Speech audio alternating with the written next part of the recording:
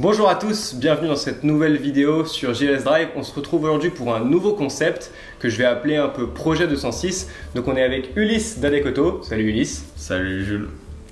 Donc si jamais ce projet et plus généralement ce format de vidéo vous plaît, n'oubliez pas de vous abonner à la chaîne, de liker, partager et commenter. C'est hyper important de me donner votre avis pour savoir un peu si on doit continuer ce format ou pas. Et donc on va tout de suite, sans plus attendre, passer à la présentation du projet. Le projet Ulysse, c'est quoi?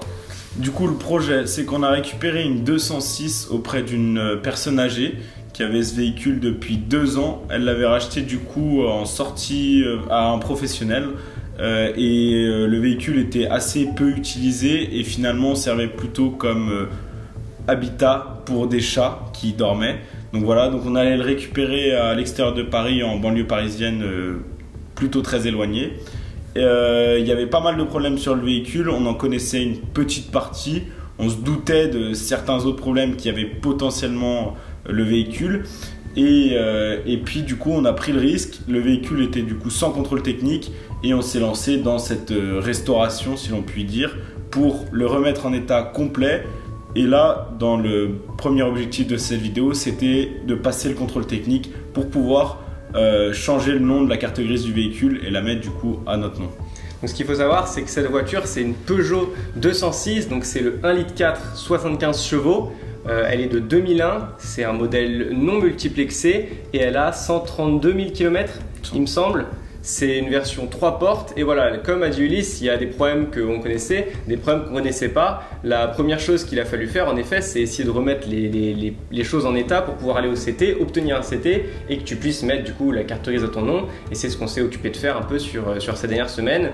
À noter un truc, du coup sur le véhicule on l'a récupéré dans un état qui était plutôt intérieurement assez lamentable dans le sens où il y avait beaucoup de taches dû au fait que les chats, un grand nombre de chats vivaient dedans. Donc la première étape aussi, une fois qu'on a récupéré le véhicule, ça a été de faire un detailing complet du véhicule. On vous affichera à ce moment-là quelques images pour illustrer mes propos. Ouais, toi tu y as passé quand même plus de 7 heures dans la voiture avec l'appareil, l'injecteur extracteur, etc.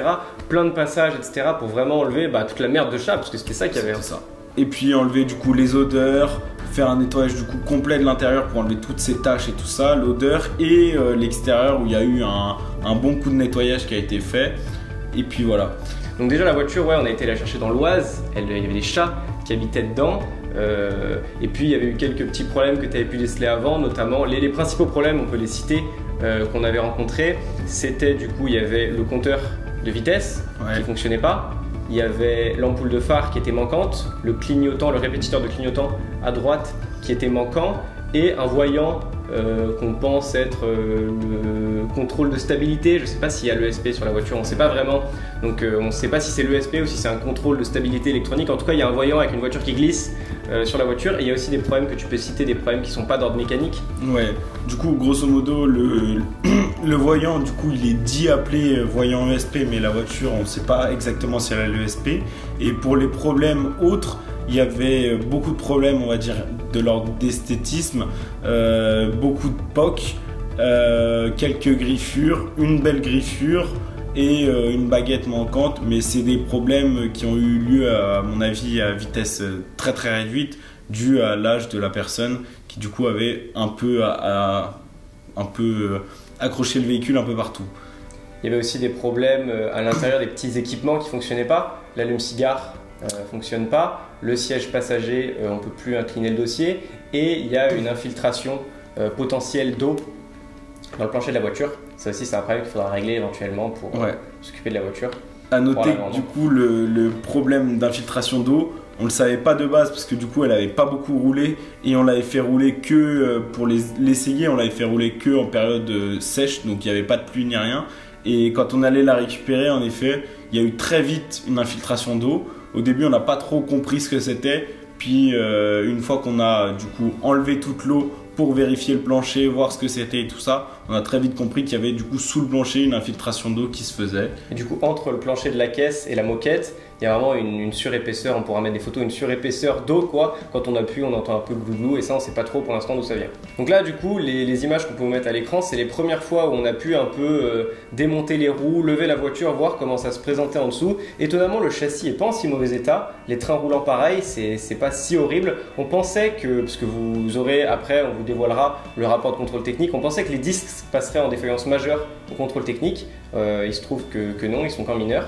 Et voilà, donc les trains étaient en bon état, le châssis en bon état, il n'y avait pas vraiment de fuite au niveau de la boîte, du moteur, tout ça c'était quand même assez clean.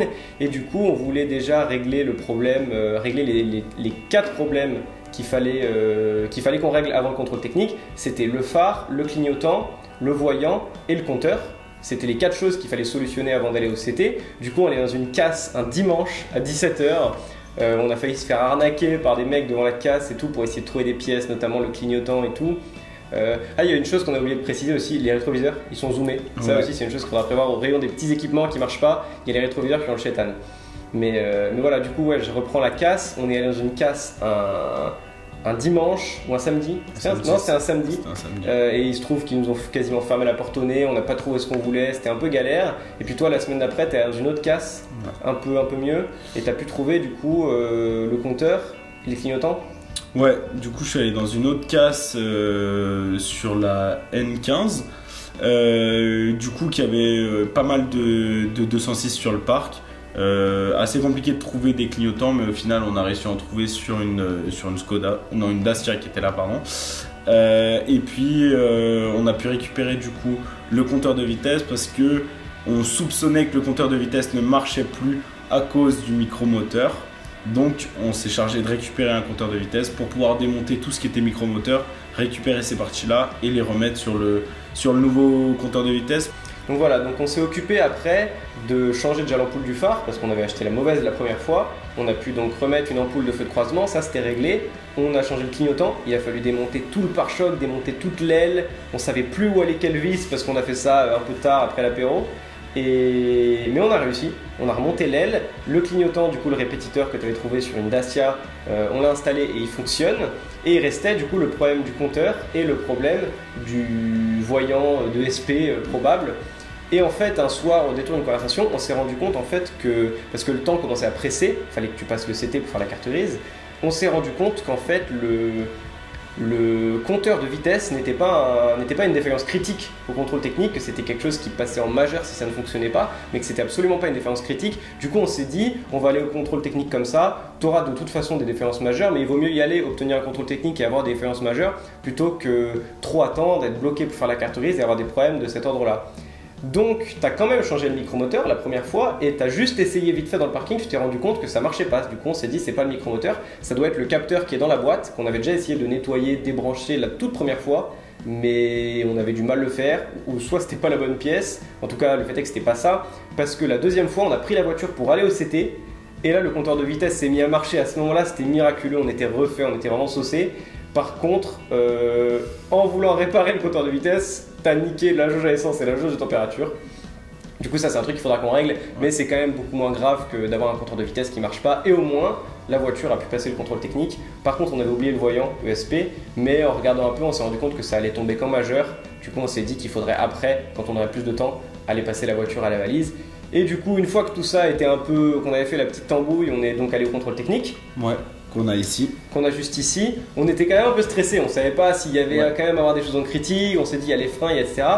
Mais au final, il n'y a que des défaillances majeures. Il y en a une belle tripotée, mais il n'y a que des défaillances majeures. Du coup, tu peux nous citer un peu ce qui est tombé? Du coup, au niveau des défaillances majeures, il y a la plaque d'immatriculation où il y a les inscriptions manquantes ou invisibles. Du coup, ça, on vous montrera sur le véhicule, mais la plaque avant est tordue. On le savait, mais bon, on y est quand même allé et tout ça. Faudra donc la redresser ou la changer potentiellement. Ensuite, les flexibles de frein, ils sont du coup endommagés ou frottant contre une autre pièce. Donc ça, on le savait, on s'en doutait fortement parce que on avait un contrôle technique du coup de 2021 au moment de l'achat du véhicule, donc il y a 2 ans, et les flexibles de frein étaient notés en défaillance mineure. Donc on se doutait que potentiellement, soit elles seraient encore en défaillance mineure, soit elles allaient passer en défaillance majeure. Donc voilà. Ensuite, on avait du coup garniture ou plaquette de frein usure excessive. Du coup, nous on pensait que les freins, les disques Nous, on pensait que eux-mêmes. ça allait être les disques, mais en Ouais. fait c'était les plaquettes qui sont mortes. Donc, Ça sera remplacé aussi à prévoir là bientôt. donc voilà, mais bon, vu que les disques sont quand même en mineur, on va peut-être faire les deux directement, ça sera faire d'une pierre deux coups. État et fonctionnement du dispositif d'éclairage de la plaque d'immatriculation arrière. Du coup, ça, on n'avait pas regardé parce que c'est un truc qui était vraiment mineur, mais on n'a même pas pris le temps parce qu'en sachant qu'il allait y avoir des défaillances majeures, on n'a pas fait un check-up complet du véhicule avant le contrôle technique. Mais du coup, il manque une ampoule à l'arrière pour l'éclairage de la plaque arrière, donc ça sera fait assez rapidement, il n'y a pas trop de problème. Et ensuite, du coup, le dernier truc, c'est contrôle électronique de stabilité. L'indicateur de dysfonctionnement fait état d'une défaillance du système. Donc ça, c'est le voyant dont on vous a parlé plus tôt dans la vidéo.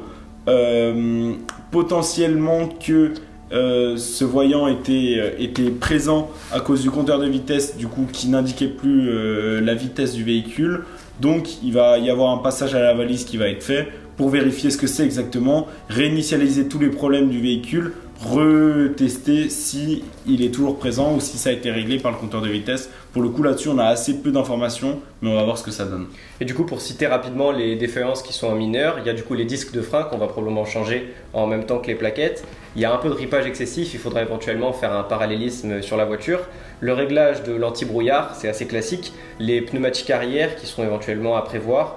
Il y a la détérioration d'un cylindre bloc de liaison, avant gauche, avant droite. L'état général du châssis, il y a la déformation d'un longeron. L'état de la cabine, il y a un panneau de carrosserie endommagé. Et puis il y a toujours pareil, la détérioration d'autres ouvrants et des portes et poignées de porte. Ça, c'est tous les pocs qu'il y a sur la carrosserie qu'on pourra mettre dans la vidéo. Il y en a quand même pas mal, mais ça sera un épisode où on va essayer avec des moyens entre guillemets amateurs de refaire du coup la carrosserie.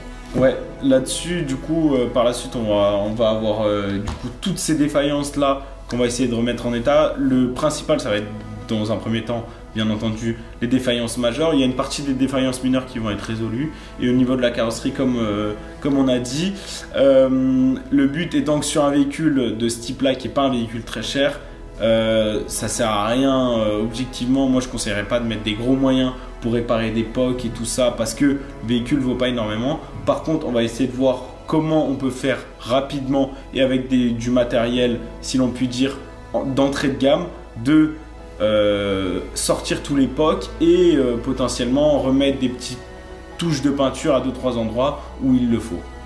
Donc voilà, si jamais ce projet vous intéresse, n'hésitez pas à vous abonner pour suivre les prochains épisodes. Concrètement, dans le prochain épisode, on va s'occuper de toute la partie mécanique de la voiture, donc de résoudre les défaillances qui sont présentes ici sur le contrôle technique, mais aussi de faire une grosse révision. On va essayer de faire vidange 3 filtres et bougies.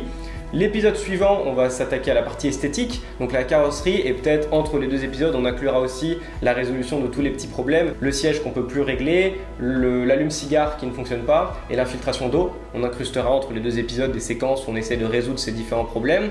Donc premier épisode, la partie mécanique, enfin du coup, deuxième épisode, la partie mécanique, troisième épisode, la partie esthétique, entre les deux épisodes, tous les petits équipements, et ensuite on fera un troisième et dernier épisode où on fera un essai de la voiture, déjà, parce que ça peut être intéressant sur ma chaîne d'essayer une 206 3 portes, même si j'ai déjà fait un essai de 206+, ça permet de vous montrer un peu les petites features, etc.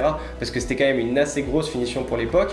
Et puis une présentation un peu de la partie business de ce projet, combien ça nous a coûté d'avoir la voiture, de faire les différents frais, tous les frais qui ont été engendrés pour remettre cette voiture en état et combien est-ce qu'on a pu la revendre ensuite. Si cette série de vidéos vous intéresse, n'oubliez pas de vous abonner à la chaîne, de liker, de commenter, partager, donner votre avis vraiment en commentaire sur ce projet. C'est hyper important qu'on ait votre retour, savoir si ça vous plaît ou si on arrête tout de suite. N'oubliez pas de vous abonner sur Instagram @glsdrive pour être tenu au courant un peu en exclusivité de ce qui va tomber sur la chaîne. Vous pouvez aussi me suivre sur TikTok pour avoir des formats courts. N'oubliez pas de suivre Adecoto sur Instagram et sur TikTok pour être un peu tenu au courant des différentes voitures qui sont en vente. Et puis si vous cherchez quelqu'un pour faire une prestation de nettoyage ou de detailing sur votre voiture, n'hésitez pas à contacter Adecoto.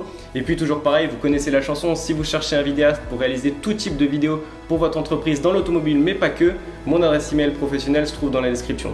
N'oubliez pas de vous abonner, c'est vraiment important. Et puis on vous remercie quand même d'avoir regardé la vidéo, on vous dit à très vite, ciao tout le monde. Au revoir.